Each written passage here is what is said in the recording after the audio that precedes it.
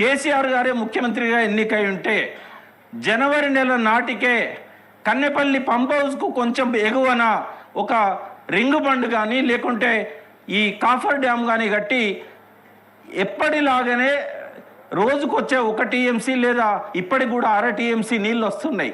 ఈ నీళ్ళను అన్నీ 2 పంపుల ద్వారానో 3 పంపుల ద్వారానో కొండపోచమ్మ సాగర్ ద్వారా తీసుకుపోయేవాడు. ఈ యాసంగి పంటలకు నీళ్ళు ఇచ్చేవాడు. రిపేర్ల కోసం కాలయాపన చేసేవాడు కాదు. ఏదైనా డ్యామేజ్ జరిగినప్పుడు 2 ఉంటాయి. ఒకటేమో చట్టబద్ధంగా తీసుకోవాల్సిన చర్యలు.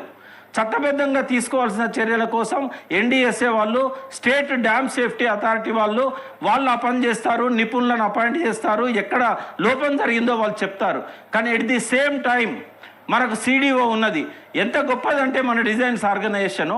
ఇందాక హరీష్ రావు గారు చెప్పారు, మన రాష్ట్రంలో, ఉమ్మడి రాష్ట్రంలో కూడా ఎన్ని ప్రాజెక్టులు డ్యామేజ్ అయినాయో చెప్పారు. బట్ ఆశ్చర్యం ఏంటంటే దేనిలో కూడా డిజైన్ లోపం లేదు.